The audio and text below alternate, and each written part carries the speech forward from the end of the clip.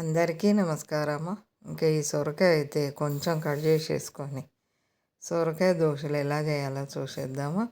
చాలా చాలా టేస్ట్ ఉంటాయి. ఎప్పుడు ఒకే కర్రీ సొరకాయ కర్రీ తిన్నట్టు కాకుండా ఇలా దోశల్లో కానీ కొంచెం మనం చట్నీ కానీ పెరుగు పచ్చడి కానీ ఇలా అన్ని రకాలు చేసుకోవచ్చు సొరకాయతోటి. ఇదైతే ఇప్పుడు ఈ ముక్క కట్ చేసేసుకొని మీద చెక్కు తీసేసుకొని కొంచెం పెద్ద ముక్కలు కట్ చేసుకోవాలి. మధ్యలో గింజలది వేయకూడదు. గింజలు పెద్దగా ఉంటే చిన్నగా ఉండి తెల్ల గువం ఎక్కువ ఉంటే వేసుకోవచ్చు.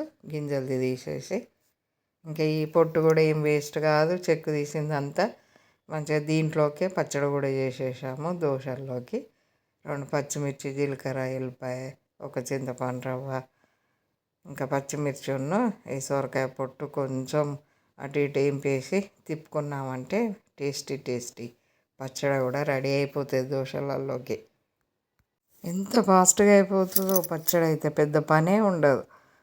ఇంకా ఈజీగా కొంచెం వేడైందంటే పచ్చిమిర్చి ఈ చెక్కు మనము తొందరగా అయిపోతుంది. కొన్ని నువ్వులు కూడా వేసుకోవచ్చు.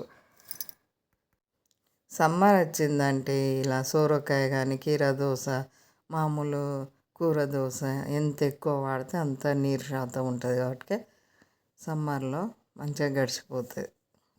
కర్రీ అంటే అన్నంలోకే పనికొస్తుంది. మనం ఇలా దోశల్లో కూడా సొరకాయ వేసుకున్నామంటే పొద్దున కూడా కూరగాయలతో పాటు టిఫిన్ అయిపోతుంది. అన్ని రకాలు చేసుకోవచ్చు. బీరకాయ దోశ చేసుకోవచ్చు, సొరకాయ దోశ, కీర దోశతోటి కూడా చేసేసుకోవచ్చు. దోశ చాలా చాలా టేస్ట్గా ఉంటుంది. కొంచెం పద్ధతి మార్చుకోవాలి. ఇంకా దీంట్లో అయితే కొంచెము గింజలు లేకుండా ఈ తెల్లగు గట్టిగా మంచిగా వెళ్ళింది, మెత్తగా కాకుండా ఇంకా దాన్ని కూడా వేసేసాము. ఇంకా ఈ సొరకాయ దోశకైతే మనము ఒక రైస్ నైట్ నానబెట్టేసుకోవాలి. మనం 1/2 కిలో రైస్కు 1/2 కిలో సొరకాయ వేసుకోవాలి. ఇంకేం చేయకూడదు. నైట్ రైస్ నానబెట్టేసుకొని ఇలా పొద్దున్నే సొరకాయ కట్ చేసేసుకొని రైసు, సొరకాయ, కరివేపాకు, కొంచెం సాల్ట్, కరివేపాకు వేసుకోవాలి, కొంచెం సాల్ట్ వేసుకొని ఇలా తిప్పేసుకోవాలి మెత్తగా దోశ పిండిలాగా. సేమ్ కొలత వేసుకోవాలి. సొరకాయ ఎంతో రైస్ అంతా. ఇంకా మినపప్పు, ఆ పప్పు ఈ పప్పు ఏమి వేయకూడదు ఇందులో. కాకపోతే ఇది కొంచెం మనం దోశలాగా వేసుకుంటాము. ఇంకా అట్టు కూడా వేసేసుకోవచ్చు. దానికి కొంచెం టైం ఎక్కువ పడుతుంది. ఇదైతే తొందరగా అయిపోతుంది. ఇది కొంచెము పిండి కలిపే విధానంలో అట్టుకొను దోశకు తేడా ఉంటుంది. కొంచెం చిక్కగా కలిపితేనేమో అట్టులాగా వస్తుంది, తొందరగా పని అయిపోతుంది. ఇంకా కొంచెం పలసగా కలిపి పచ్చిమిర్చి, అల్లము ఇంకా అవి కట్ చేసేసుకొని ఉల్లిపాయ అట్టులాగా పోసేసుకోవచ్చు. అట్టు కాలాలంటే కొంచెం టైం ఎక్కువ పడుతుంది. దోశ అంటే కొంచెం తొందరగా కాలుతుంది, కానీ ప్రాసెస్ అయితే అట్లనే కనబడుతుంది. మనము దోశ ఎత్తాను అన్నట్టే, కానీ ఓల్స్ ఇంకా ఇది ఓన్లీ బియ్యం పిండే కాబట్టి కొంచెం పెద్ద పెద్ద రంధ్రాలు కూడా వస్తాయి మనం పోస్తూ ఉంటే. అసలు సొరకాయ పచ్చడి, ఈ సొరకాయ దోశ చాలా చాలా బాగున్నది టేస్ట్ అయితే. ఇంకా ఈ దోశనైతే మనం తప్పనిసరి 2 వైపులా కాల్చుకోవాలి. ఒకవైపు కాల్చి వదిలేయకూడదు, 2 వైపులా కాల్చుకోవాలి. ఇంకా ఈ కలర్ కాలిపోతే సరిపోతుంది. దీంట్లో మనం సోడా గిట్ల ఏమి వేయకూడదు. ఎంబటే పిండి గ్రైండర్కి వేసేసుకొని ఎంబటే దోశ వేసుకోవాలి.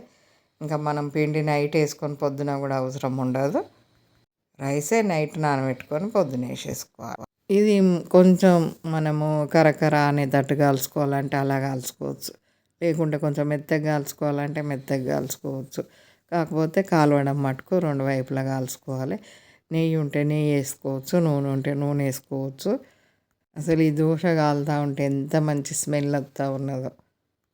ఇది ఓన్లీ బియ్యం పిండి కాబట్టి మనకు ఇంత పెద్ద ఊల్స్ వస్తూ ఉంటాయి. ఇంకా కొంచెం పలసగా కలిపి మనం పెంక వెడల్పు పోసామంటే అట్టు అయిపోతుంది. అట్టు అవుతుంది, కానీ అది కాలడానికి కొంచెం టైం ఎక్కువ పడుతుంది. మనము 2 పెంకలు పెట్టుకోవాలి. 2 పెంకల మీద వేస్తేనే తినేటోళ్ళకి అందియగలుగుతాము. ఇలా అయితేనో ఈజీగా అయిపోతుంది. ఇక మనకు టేస్టీ దోశ అయితే రెడీ అయిపోయింది. సొరకాయ దోశ ఇంకా మీకు ఎలా వచ్చిందో ఒకసారి చేసి చూసి కామెంట్ పెట్టండి. టేస్ట్ చేసిన తర్వాత చాలా రకాల వీడియోస్ ఉన్నాయి మనకు. ఫుల్ వీడియోస్ అయితే, షార్ట్ వీడియోస్ చూస్తే కొంచెం పూర్తిగా అర్థం కాదు. ఫుల్ వీడియో చూస్తేనైతే మొత్తము టైం ఎంత పడుతుంది, ఏమి ఎత్తానము, ఎట్లా చేస్తాము అనేది పూర్తిగా అర్థమవుతుంది. లైక్ చేయండి, షేర్ చేయండి, సబ్స్క్రైబ్ చేయండి, బెల్ బటన్ నొక్కండి, సపోర్ట్ చేయండి. అసలు దోశ వేసామంటే ఏమన్నా కొంచెం అన్న పిండి అంటుకోవడం కానీ, ఇట్లా మనం తీస్తూ ఉంటే విరిగిపోవడం కానీ ఏమన్నా ఉన్నదా? ఉత్త రైస్ మనం నైట్ నానబెట్టుకొని పొద్దున్నే సొరకాయ ముక్కలును, కరివేపాకు, కొంచెం సాల్టు, బియ్యము కలిపి మెత్తగా మనం దోశ పిండిలాగా గ్రైండర్కి వేసినామంటే ఎంత మంచిగా వస్తూ ఉన్నది. ఎంత వెడల్పు అంటే అంత వెడల్పు వేసుకోవచ్చు, చిన్నగాని కాకుండా. ఈ పలసగా సరిపోతుంది దోశ. ఒక అట్టు అయితేనే బాగా టైం పడుతుంది అన్నట్టు. ఇంకొక వీడియో చూసేద్దాము బీరకాయ దోశ. ఇంక ఇప్పుడైతే మనము సొరకాయ దోశ అయితే చూసేసాము. ఇంకా అట్టు కూడా ఎలా చేయాలో చూసేద్దాం సొరకాయతోటి. ఇంకా కొంచెం ఎక్కువ కూడా వేసుకోవచ్చు సొరకాయ. సమానము రైసును సొరకాయ ముక్కలు సమానం కాకుండా కొంచెం ఎక్కువ కూడా వేసుకోవచ్చు సొరకాయ, ఏం కాదు. మనకి ఇక్కడ తెలుస్తుంది ఉత్త బియ్యం పిండి కాబట్టి మీద ఇట్లా తెల్లగా పేలినట్టు కనబడుతూ ఉన్నది చూడండి. అందుకే కొంచెం నూనె ఎక్కువ వేసుకోవాలి. మళ్ళీ మనం అటు తిప్పి కాలవడం వల్ల మంచిగా కవర్ అయిపోతుంది.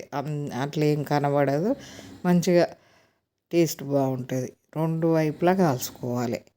ఇప్పుడు మనం ఇన్ని దోశలు వేసాం కదా, ఒక్కో దోశ కూడా విరగకుండా, ఖరాబ్ కాకుండా మంచిగానే వచ్చినాయి.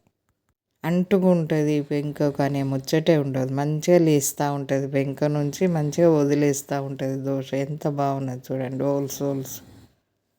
మన ఛానల్లో అయితే పాత వంటలు, కొత్త వంటలు, పిల్లలకు, పెద్దలకు, మనకు ఇంట్లో ఉన్న వాటితోటి ఎలా చేసుకోవాలి, ఫుడ్ కలర్లు ఎక్కువ వేయకుండా, మసాలాలు ఎక్కువ వేయకుండా, ఇవి కొనుక్కరావాలి అవి కొనుక్కరావాలి అనే ఇబ్బంది ఏమి ఉండదు.